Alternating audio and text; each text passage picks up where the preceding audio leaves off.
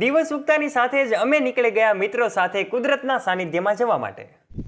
પ્રકૃતિની વચ્ચે સરસ મજાની આ ડુંગરો કોતરોની વચ્ચે અમે મિત્રો સાથે ખૂબ આનંદ માણી રહ્યા છીએ. ખરેખર આ અદ્ભુત અને આહલાદક ક્ષણ છે. હાય ગાઈઝ, ગુડ મોર્નિંગ, જય શ્રી કૃષ્ણ. આજના નવા બ્લોગમાં તમારું સ્વાગત છે. આજે અમે કુદરતના સાનિધ્યમાં આવ્યા છીએ. તમે બેકગ્રાઉન્ડમાં જોઈ શકો છો, ખૂબ મજાનું અહીંયા પ્રકૃતિ સોળે કલાએ ખીલી હોય અને ધરતીએ લીલો ચાદર ઓઢ્યો હોય એવું સરસ મજાનું હોય પ્રકૃતિનું સાનિધ્ય. અને એમાં જ્યારે અમે આ અનહદ આનંદ લઈ રહ્યા છીએ ત્યારે અમારા મિત્રો સાથે અમે અહીંયા ખૂબ આનંદ કરી રહ્યા છીએ. મારી સાથે અમારા મિત્ર મોહિતભાઈ, શું કહેશો? બસ એકદમ સરસ છે અને આવી રીતે જોવું જોઈએ. તો કેવું આ એટમોસ્ફિયર તમને કેવું લાગે છે?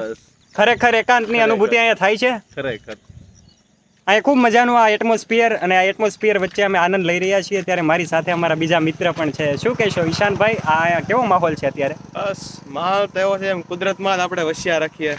અમે અહીંયા પહોંચી ગયા છીએ એક સરસ મજાની આ કુદરતના સાનિધ્યની જગ્યા, અને આ જગ્યાને ખૂબ અમે જાણવાના છીએ, માણવાના છીએ, અને કુદરતની વચ્ચે અમે રમવાના છીએ. ત્યારે કુદરતનું જ્યારે સોળે કલાએ કુદરત ખીલી હોય અને એનો નજારો ખૂબ અદ્ભુત હોય છે. તમે અહીંયા પાછળ જોઈ શકો છો, ખૂબ મજાનો આ નજારો છે. અહીંયા હું વિડીયોમાં તમને હું બતાવવાનો પ્રયત્ન કરીશ.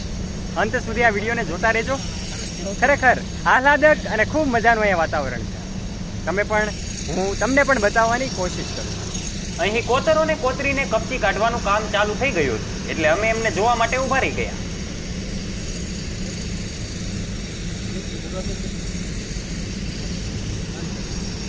ત્યાંથી અમે નીકળી ગયા ગલતેશ્વર મહાદેવના દર્શન કરવા માટે. અમે પહોંચી ગયા છીએ મહાદેવના સાનિધ્યમાં. પવિત્ર શ્રાવણ માસ છે અને અમે હવે આવી ગયા છીએ મહાદેવના દર્શન કરવા ગલતેશ્વર મહાદેવના મંદિરે. મારી પાછળ અહીંયા સરસ મજાનું મંદિર છે. મહાદેવની પ્રતિમા પણ તમે જોઈ શકો છો. અહીંયા ખૂબ મજાનું મંદિર છે. ચાલો અમે તમને પણ દર્શન કરાવીએ. દૂરથી અમે આ મહાદેવની ખૂબ મજાની આ ઊંચી પ્રતિમા જોઈ. જેવા જ અમે નજીક ગયા તો અમે જોયું કે મહાદેવની આ પ્રતિમાની નીચે કંઈક ગુફા જેવું દેખાતું હતું. જેવા જ અમે ગુફાની અંદર એન્ટર થયા તો અમે જોયું કે અમે જોઈને સ્તબ્ધ થઈ ગયા.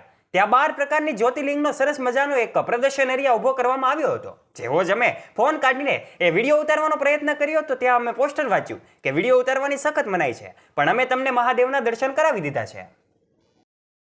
તો ફાઇનલી ગાઈઝ, અમે મહાદેવના દર્શન કરી લીધા છે અને હવે એક સરપ્રાઇઝિંગ સ્થળે હું તમને લઈ જઈશ. તો તમે પણ કુદરતના સાનિધ્યમાં અમે જવાના છીએ, તો અંત સુધી વિડીયોમાં બન્યા રહેજો. ચાલો હવે આપણે જઈએ કુદરતના સાનિધ્યમાં. હવે અમે નીકળી પડ્યા હિલ સ્ટેશને જવા માટે.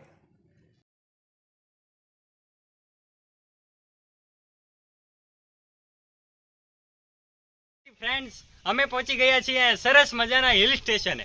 આજે કુદરતના સાનિધ્યમાં ચારે તરફ માત્ર હરિયાળી જ છે. ત્યારે આ હરિયાળીની વચ્ચે કુદરતના સાનિધ્યને માણવા અમે જ્યારે પહોંચી ગયા છીએ ત્યારે આજે સરસ મજાનું કુદરતના સાનિધ્યમાં અમે કુદરતને નિહાળવાના છીએ. તો ચાલો અમે પણ તમને આ હિલ સ્ટેશનની વિઝિટ કરાવીએ.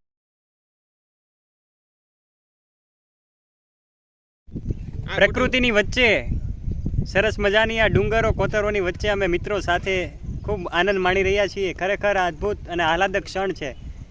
ઈશાનભાઈ અને મોહિતભાઈ આપણી સાથે છે. કેવો આનંદ તમને આવી રહ્યો છે? મજા, એકદમ મજા, જીવનનો અસલી સુખ યાર. ખરેખર ખૂબ મજાની વાત એમણે શેર કરી કે જીવનનું સાચું સુખ એ કુદરતના સાનિધ્યમાં પ્રકૃતિની વચ્ચે જ માણવા મળે છે. નેચરને પ્રેમ કરજો, નેચર જ સર્વસ્વ છે, આ વાતને સ્વીકાર કરજો. અહીં ખૂબ મજાનું વાતાવરણ છે અને આ વાતાવરણની મજા અમે ખરેખર મિત્રો સાથે માણી રહ્યા છીએ. ખરેખર અદ્ભુત જગ્યા છે. એકવાર લાહો લેવા જેવી જગ્યા છે.